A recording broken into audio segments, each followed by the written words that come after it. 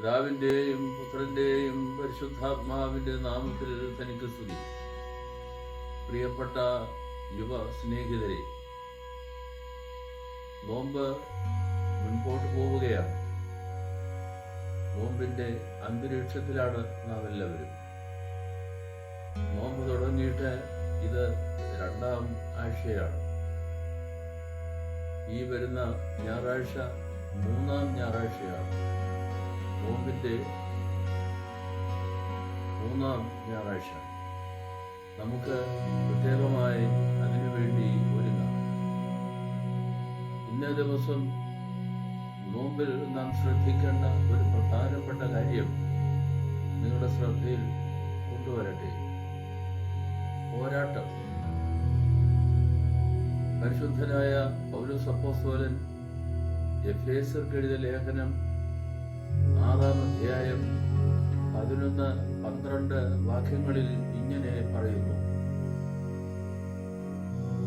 നമുക്ക് ഒരു പോരാട്ടമുണ്ട്. ആ പോരാട്ടം പിശാചിനോടാണ്. അവന്റെ തന്ത്രങ്ങളോട് എതിർത്ത് നിൽക്കേണ്ടതിന് നാം സർവായുധവർഗം ധരിച്ചുകൊള്ളണം. സർവായുധവർഗം എന്നുള്ളതിനെ സംബന്ധിച്ചുള്ള വിശദീകരണം തുടർന്നുള്ള വാക്യങ്ങളിൽ നമുക്ക് കാണാൻ സാധിക്കും. ഈ നോമ്പിന്റെ സാഹചര്യത്തിൽ നമ്മൾ ചിന്തിക്കുമ്പോൾ പൈശാചികമായ പരീക്ഷണങ്ങളോടും തന്ത്രങ്ങളോടും നമുക്ക് ജയിച്ചു നിൽക്കണമെങ്കിൽ പിതാക്കന്മാർ പറയുന്നു, നോമ്പിൽ പ്രാർത്ഥന ആഴമാക്കണം. വേദവായന കൃത്യതയോടെ നിർവഹിക്കുവാൻ കഴിയണം. വർജനങ്ങൾ ഭക്ഷണത്തിൽ പാലിക്കേണ്ടതിന് പ്രത്യേകം ശ്രദ്ധിക്കണം. ഉപവസിക്കണം. നോമ്പ് നോക്കണം. അതോടൊപ്പം തന്നെ നമ്മൾ ദാനധർമ്മത്തിലും പ്രത്യേകം ശ്രദ്ധിക്കുകയും വേണം. പൈശാചികമായ തന്ത്രങ്ങളോട് നമുക്ക് എതിർത്ത് നിൽക്കേണ്ടതിന് പ്രാർത്ഥന ആവശ്യമാണ്. ഉപവാസവും നോമ്പും വർജനവും ആചരിക്കേണ്ടതുമാണ്. വിശുദ്ധ ലൂക്കോസ് എഴുതിയ സുവിശേഷം 4-ാം അധ്യായം 1-ാം വാക്യത്തിൽ ഇങ്ങനെ പറയുന്നുണ്ടല്ലോ: പരിശുദ്ധാത്മാവ് യേശുവിനെ മരുഭൂമിയിലേക്ക് വഴി നടത്തി. എന്തിനാണ്? പിശാചിനാൽ പരീക്ഷിക്കപ്പെടേണ്ടതിന്. പൈശാചിക ശക്തികളോട് ഉള്ള പോരാട്ടത്തിൽ വിജയം പ്രാപിക്കേണ്ടതിന് പരിശുദ്ധാത്മാവ് കർത്താവിനെ മരുഭൂമിയിലേക്ക് വഴി നടത്തിയത് ദൈവത്തോടുള്ള ആഴമായ ബന്ധം പ്രാർത്ഥനയിലൂടെ ഉണ്ടാക്കിയെടുക്കേണ്ടതിനും ശരീരം പാകപ്പെടേണ്ടതിന് ഉപവാസത്തിൽ കഴിയേണ്ടതിനുമാകുന്നു എന്നാണ്.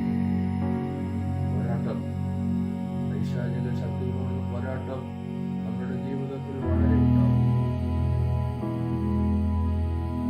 ഒരുപക്ഷെ ആ പൈശാചികമായ പരീക്ഷണങ്ങൾ നമ്മുടെ മുമ്പിൽ വന്നെത്തുക വികാരങ്ങളിലൂടെയാണ്. അതോടൊപ്പം തന്നെ ചില സ്നേഹിതരുടെ സാന്നിധ്യത്തിലൂടെയാവാം.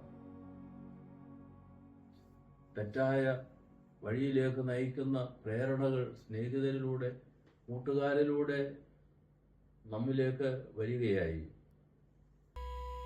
അതിൽ നിന്നെല്ലാം നമ്മൾ വിമുക്തി പ്രാപിക്കണമെങ്കിൽ ഈ നോമ്പിൽ നമ്മൾ പ്രാർത്ഥന ആഴമാക്കണം.